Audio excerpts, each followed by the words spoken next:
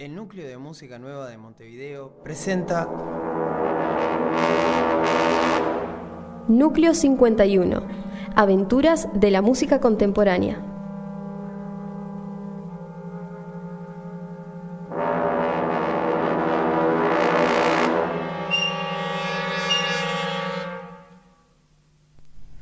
Buenas noches, queridos amigos. Estamos en el segundo encuentro del Núcleo 51, Aventuras en la música contemporánea, con la conducción de quienes habla, Antonio Laviano, y la participación especial de mi amigo y colega Agustín Teixeira. Buenas noches, Antonio. Buenas noches, Agustín, ¿cómo estás? Muy bien, la Me verdad alegro. muy contento de estar acá compartiendo el segundo programa.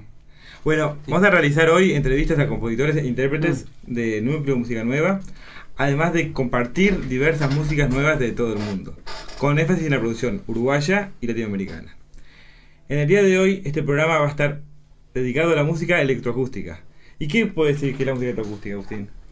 Y la música electroacústica es la que se realiza por medios electrónicos, pero para eso, más que escuchar lo que yo voy a opinar, me parece que estaría bueno presentar a Leonardo, que es la persona más entendida, que por eso la hemos convocado. Bueno, vamos a presentar a nuestro amigo y colega, también miembro del núcleo, Leonardo Seco. Hola Leonardo, ¿cómo estás? Hola, ¿cómo están? Muchas gracias por la invitación. La verdad que un placer poder compartir este rato con ustedes. Y con los Bueno, oyentes. Leonardo es compositor, investigador y docente que realizó sus estudios de maestría en composición en la Facultad de Música de la Universidad de Montreal. ¿Es así? Es así, correcto. ¿Y cómo te has sentido en Montreal? Ese cambio cultural? Fue una experiencia, yo fui con mucha ilusión, elegí Montreal en su momento porque lo veía hacia la distancia como un centro de lo que es el pensamiento, de la música electroacústica, de confluencia de investigación de procedencia europea, de la música concreta y a su vez de toda la innovación norteamericana. Está como en una zona muy interesante. Entonces me atrajo por eso. Y bueno, cuando llegué no me defraudó porque me sentí muy, muy cómodo. Es una ciudad, además, Montreal, muy multicultural. Hay mucha gente, muchas ideas dando vueltas, muchos eventos, muchas cosas que pasan. Muy divertida, muy entretenida. La extraño. Y en cuanto a tu también aspecto de que estudiaste una carrera de electrónica y telecomunicaciones, ¿eso se vincula con tu trabajo artístico? Sí, claro. Yo lo que pasa es que, a ver, simplemente un breve raconto. Yo empecé a estudiar música, mi primer estudio así serio de dedicarme a concentrarme en un estudio post-liceal fue en la música, ¿no? Pero después, paralelamente, empecé a estudiar electrónica y telecomunicaciones, una carrera técnica hice. Y después, digamos, no es que después surgió el interés de la música, sino que fue paralelo. Siempre me interesaron los aspectos técnicos, tecnológicos, no solo electrónicos, sino a nivel de la escritura, la estructura de la música, que es a nivel de funcionamiento. Entonces, la ciencia siempre fue, desde mis inicios de la actividad musical propiamente dicha, lo científico siempre estuvo allí. Entonces, cuando empecé a hacer la carrera técnica de electrónica, sentí siempre que complementaba mi interés por la música. ¿Y has hecho además música instrumental o en tu producción basa todo en la música de computadora electrónica? No, yo me formé y empecé en la música cantando en coro a los 14, 15 años. Me empezó a gustar la música desde lo acústico, desde el canto. Pero, has después, producido acústico. Después, a nivel de, ¿te referís a música A nivel de composición tipo propia? Composiciones contemporáneas, sí. Más que nada, he producido cuestiones mixtas. Me interesa sobre todo la interacción en tiempo real con sonidos del mundo, reales, acústicos. Pero me refiero de que siempre he producido, por ejemplo, en otra etapa de mi vida, no electroacústica, sí produje, por ejemplo, canciones, compuse canciones. ¿Popular o Claro, sí, de tipo pop, alternativo. En una época tuve una banda que cantaba y también tocaba teclado y tocaba violín, entonces iba intercalando. Quiere decir que lo electroacústico, lo que es la producción compositiva de tipo electroacústica, es bastante. Yo llevo en esto digamos, unos. A partir del año 2000 y poco, 2002, 2003. O sea, unos 15 años, ¿no? Pero antes estuve metido en otros. Y tú has estudiado en la Escuela Universitaria de Música. Exacto, Lugar. sí. Yo entré en la época que estaba Antonio Mastro Giovanni, en la post-dictadura, que volvieron algunos docentes, y era un poco medio un lío de gente que estaba y gente que volvía, todo eso. Y sí, yo empecé la carrera de composición con los típicos cursos de contrapunto, armonía, piano, etcétera, la carrera clásica, las materias clásicas de composición. Después tuve un periodo que suspendí los estudios universitarios de composición, pero no me desligué de la música, y ahí tuve toda esa actividad de la música popular, digamos, que fue muy enriquecedora, porque yo ahí tenía un estudio y producíamos y grabábamos y creábamos en el estudio esa idea de... Y popular, más bien tiende al rock. Sí, popular por llamarle a nivel de los instrumentos que usábamos: batería, bajo, teclado, violín, y bueno, y con mucha improvisación, algo de estilo medio cercano al jazz en algunos aspectos. ¿Y compositores tipo populares uruguayos o extranjeros que sean como referencia o que te hayan marcado? A mí de la música popular uruguaya me parece muy rica porque siempre fue muy independiente. La corriente llamada de la música, el canto popular, la música popular, digamos, los años 70, los 80, siempre me tuve como referencias que me interesaban mucho. Por ejemplo, todo lo que hizo Jorge Lazaroff, los que iban cantando, Fernando Cabrera. Siempre me interesó mucho, y casualmente un formador de ellos que los influyó muchísimo fue Corín Aronian, Sí, que es fundador del Núcleo de Música Nueva, y que siempre me pareció interesante esa confluencia, esa mezcla en que lo popular se apropia de algunas ideas experimentales. Y hablando de Corín, que fue maestro de composición, vos tuviste un año en la escuela enseñando composición con medios electroacústicos. ¿Cómo es eso de enseñar composición? ¿Qué tan difícil o a mí, yo cuando estuve en Montreal, uno de los cambios en mi vida fue comenzar la actividad docente, y la inicié con talleres de composición electroacústica, justamente, y siempre lo que me pareció interesante de enseñar composición electroacústica es que uno puede liberarse de recurrir a conocimientos de escritura musical, contrapunto, armonía, escalas, conceptos teóricos que a veces son complejos para el que no tuvo ciertos años de formación, y uno puede agarrar a alguien que viene de las artes visuales o que viene de los estudios de cualquier otra cosa, y que ingresa a un taller electroacústico y puede empezar a experimentar y explorar y a generar expresión sonora, creaciones con herramientas electroacústicas bastante sencillas y fáciles de usar. En ese sentido, entonces, la experiencia que tuve en la escuela, como que seguí un poco ese camino, y cuando estuve enseñando yo, por un lado, programación Computer Data, que es un software de diseño sonoro, pero además el curso Composición 5 y 6, que son los cursos curriculares de la carrera, y traté de enfocarlo con la misma filosofía, ¿no? Es decir, usar esas herramientas que son las herramientas de la composición electroacústica, el montaje sonoro, del procesamiento de sonido, que te exigen concentrarte en el sonido en sí mismo, y no necesariamente ligado a un lenguaje contrapuntístico, tonal, atonal, etcétera. Me parece justamente la fortaleza de la música, de la enseñanza de la composición. Lo que puede brindar la composición electroacústica para la enseñanza de composición en general es esa libertad, ese desligarse.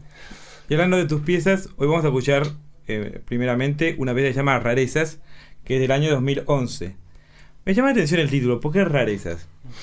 Rarezas es porque una de las intenciones que tuve en esa pieza fue como inventar un mundo. Me propuse crear un mundo donde cuando uno lo escuche se sienta como que está en otro lugar, en un paisaje, pero un paisaje distinto a lo que uno está habituado a experimentar en el entorno urbano o en la naturaleza, y donde aparecen sonidos que son como personajes. Los traté de pensar así. Como cosas raras que van apareciendo, y por eso mismo también llaman la atención. Entonces, estéticamente, como digamos, pensando en el que lo va a escuchar, quise usar esa estrategia de la sorpresa a partir de esos sonidos raros. Crear una especie de clima y misterio. Un clima de misterio, como decir, una cierta inmersión en algo también. Es una pieza que me llevó bastante tiempo hacerla, y para el que inventé todos los sonidos. No son sonidos grabados, están todos creados por un tema que después vamos a hablar un poquito, que es el tema de la algorítmica sonora y la síntesis, digamos, como una herramienta muy poderosa a nivel de, no de sonidos que ya están hechos, sintetizados, sino de que uno los puede inventar. Perfecto. Entonces ahora proseguiremos escuchando la obra Rarezas de 2011, obra un fragmento, acústica. perdón. ¿Eh? Un fragmento nomás. Un fragmento.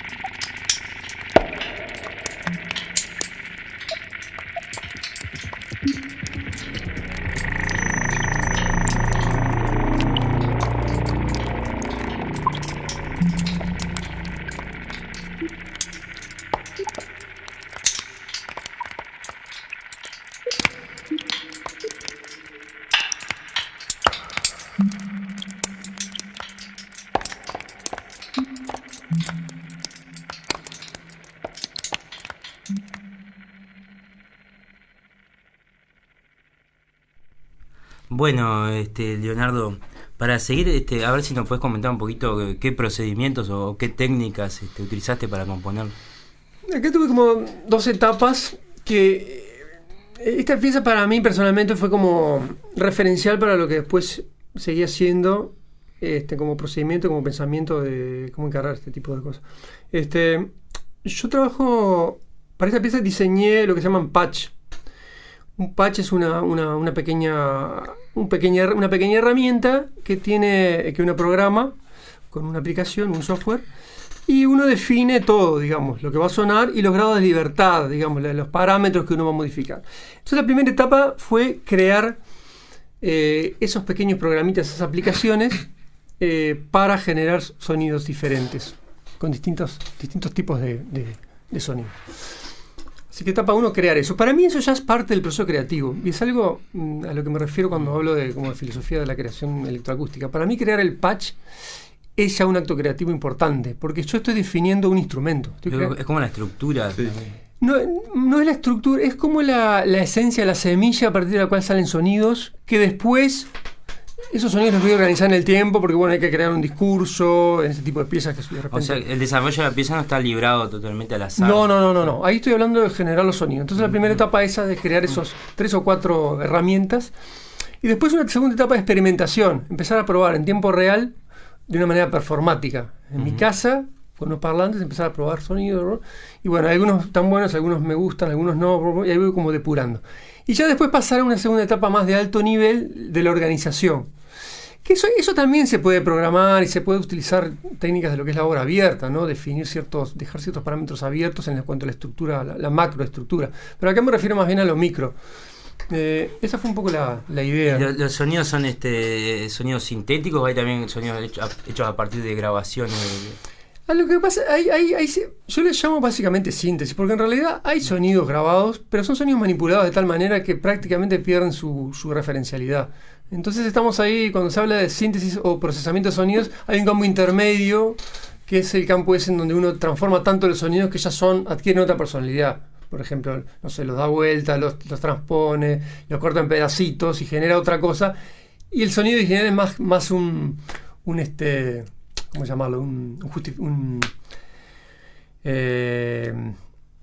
no me sale la palabra, un justificativo, un material simplemente de origen, una masa, un material para luego construir los sonidos. Con un pretexto. Un pretexto, exactamente, esa es la palabra.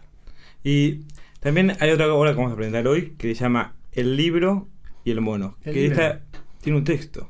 Sí. ¿Y cómo escogiste el texto o qué? Esto forma parte de un proyecto que empezamos hace unos 3 años con un amigo escritor, Leandro Delgado, que fue el que escribió este poema.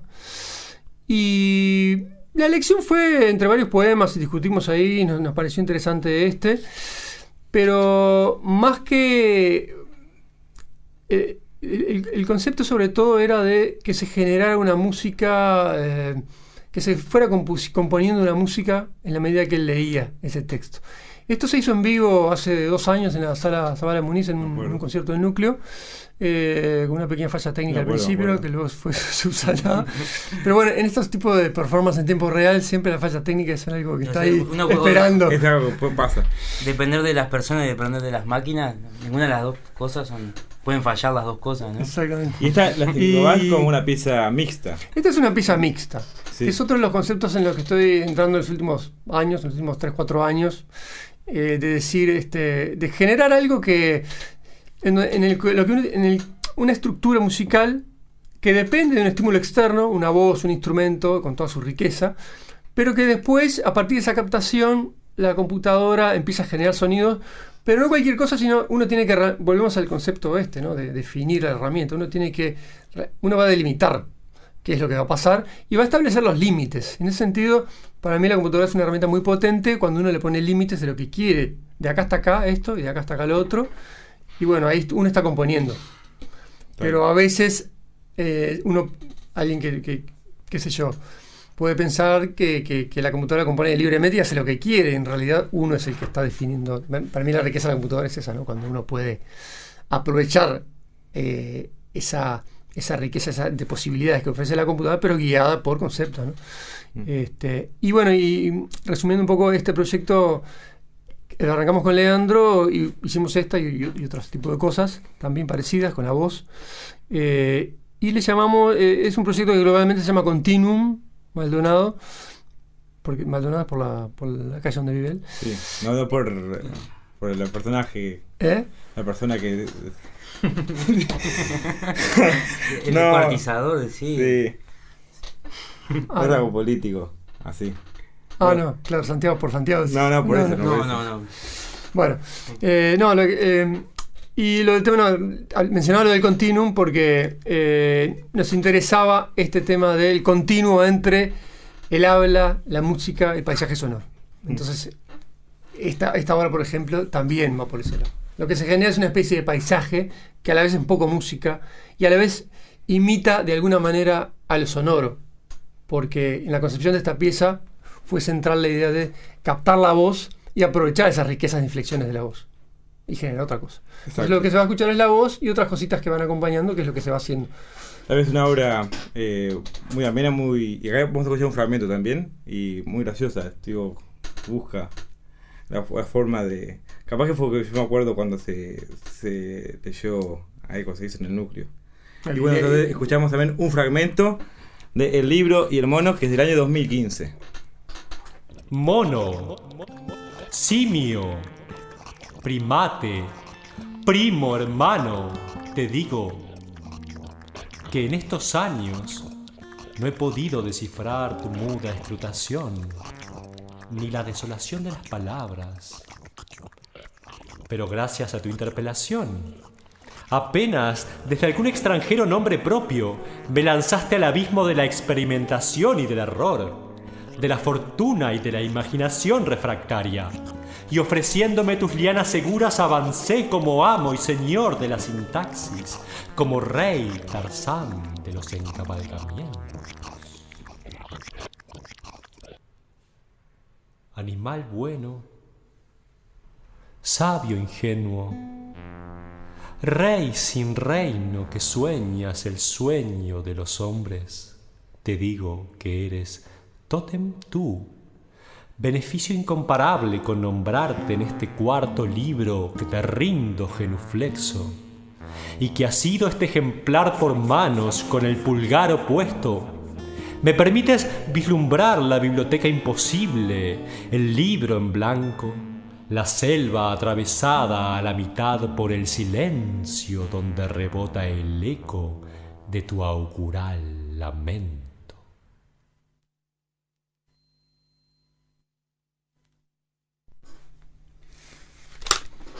Bueno, muy interesante. Y que nos cuentes más sobre los diferentes procedimientos de esta obra.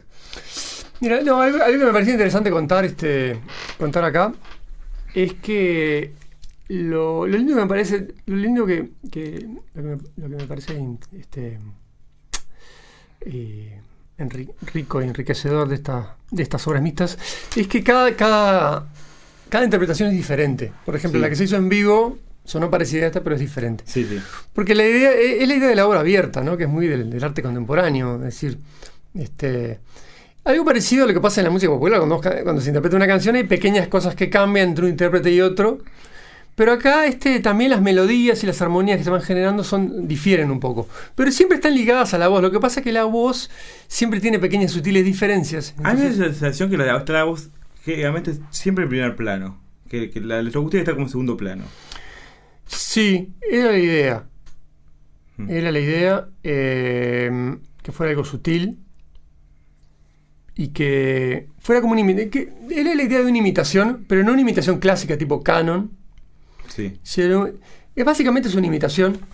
Son como 2 o 3 voces que están allí.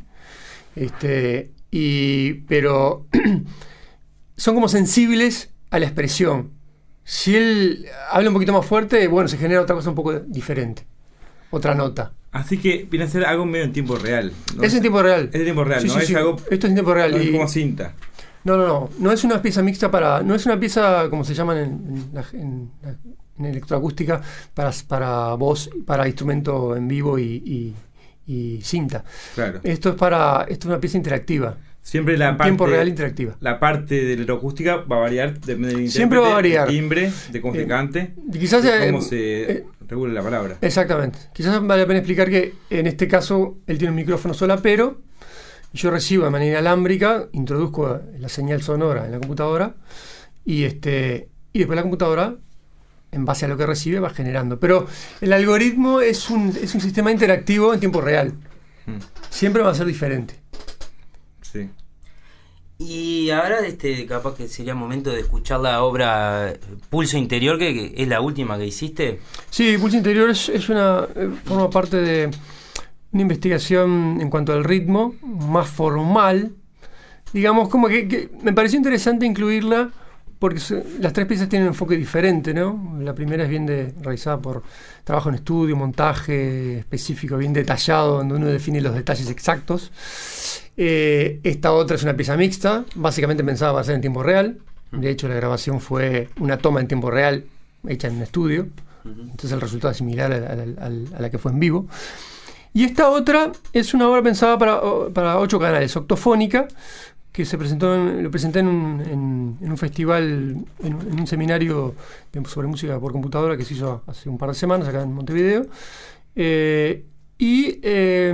Explora la simultaneidad rítmica, básicamente. Es un poco la idea. Si quieren, la escuchamos y después.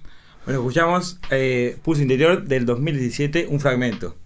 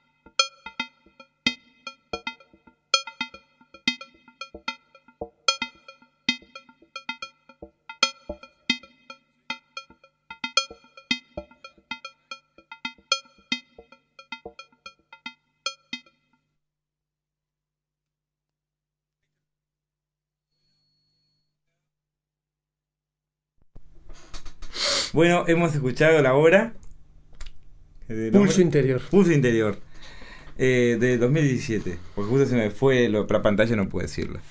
Y bueno, ahora vamos a proseguir con la segunda parte del programa, que vamos a escuchar obras de otros compositores latinoamericanos, como quién, Agustín. Y vamos a hacer un poco con esto de la investigación rítmica, con un compositor peruano que se llama Elder Olave, un compositor que nacido y que reside en la ciudad de Cusco.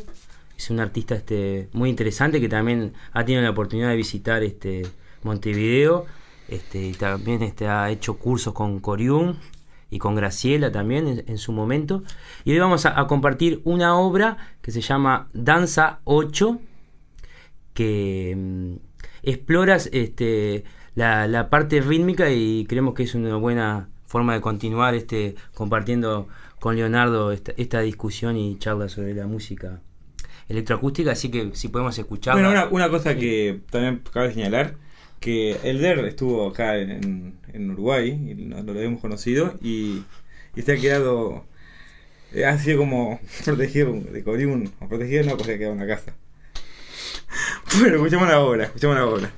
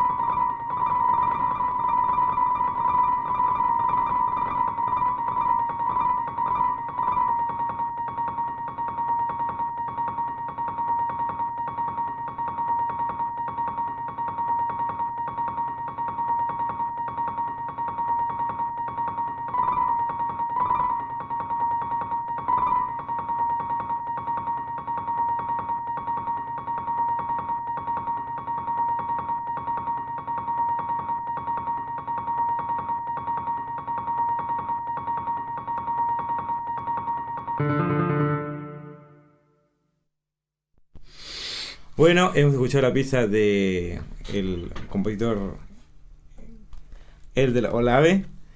Hoy estamos para la música rítmica. Además, para los oyentes que se escuchan por primera vez el programa, si piensan que hay algo mal el dial o la radio, tranquilos. Es música contemporánea, está todo bien. Es algo, un mundo nuevo, es una aventura nueva. Y bueno, vamos a proseguir con un alumno tuyo, Sí. Leonardo. Gonzalo Varela, que es una obra que también trabaja las partes rítmicas. Contanos algo de Gonzalo como alumno.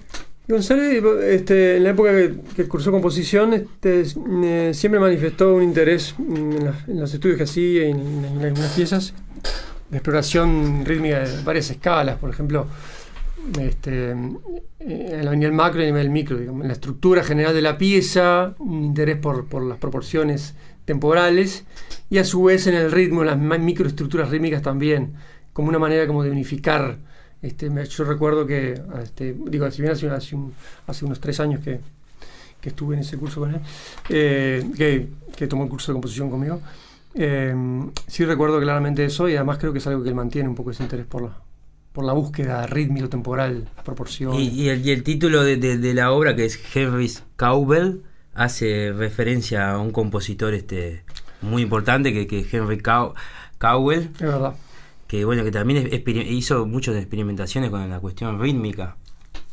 Sí, inclusive se asoció con un compositor, con un ingeniero ruso, que ahora no me sale el nombre, creo que es Telemin. Sí. Hizo un aparato que se llama Ritmicón y hacía las frecuencias que sonaban en las relaciones de frecuencia, las llevaba a relaciones rítmicas. Ah, interesante.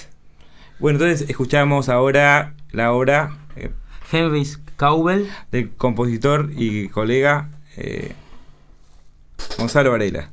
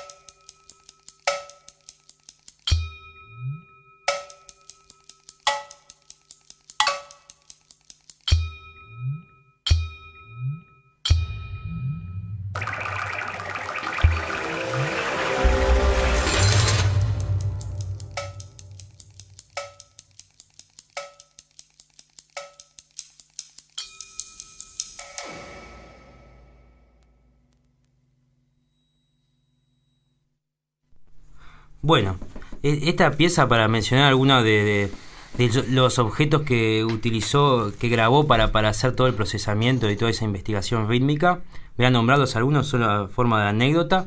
Grabó un reloj, tijeras, cubiertos y monedas.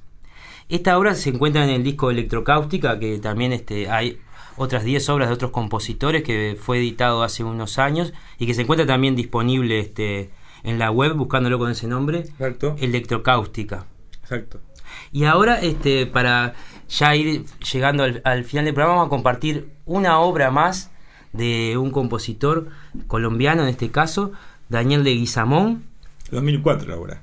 Del 2004, que la pieza se llama Vivo y está inspirada en un poema de un poeta alemán que se llama Ich lebe. El poema se llama Ich lebe y el poeta se llama Helmut Hasenbüttel, con esa pronunciación alemana perfecta. Y el poema, Daniel Leguizamón lo tradujo y lo vamos a pasar a leer, y continuadamente de leer el poema vamos a pasar a escuchar la obra, que se llama Vivo. Frases simples. Simples frases mientras estoy de pie. Hago sombra. El sol de la mañana esboza la primera silueta. Florecer es un acuerdo fatal. Me he declarado conforme. Vivo. ¿La obra?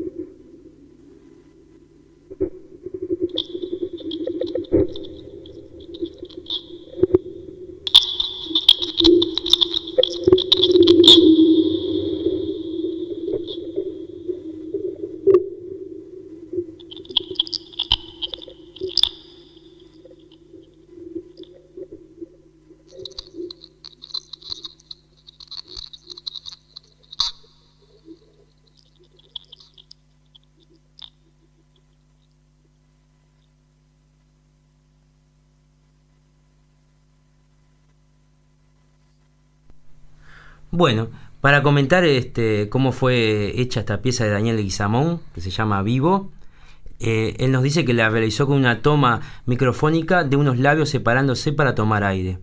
Solamente con ese material compuso una obra muy dramática, de mi opinión. Agustín Tejera.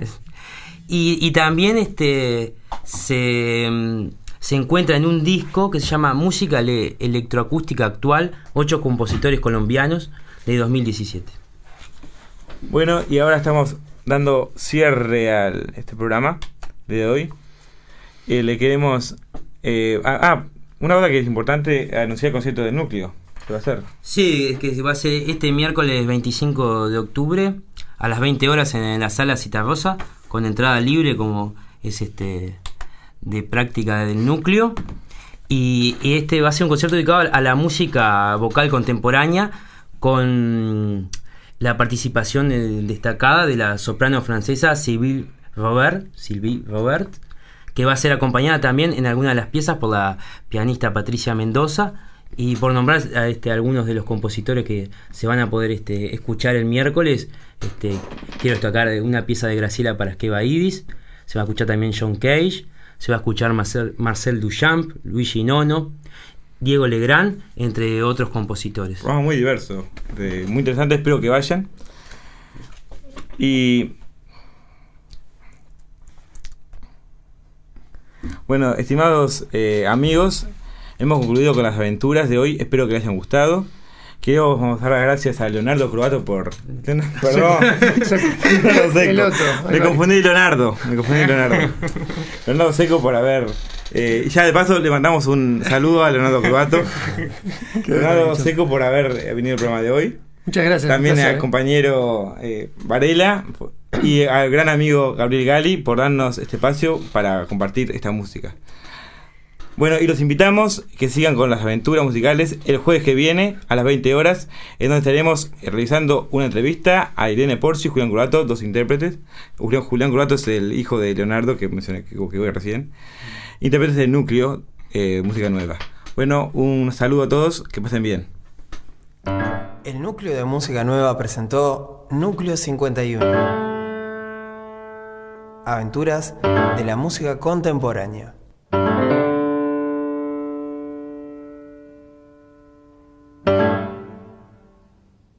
89.1 FM.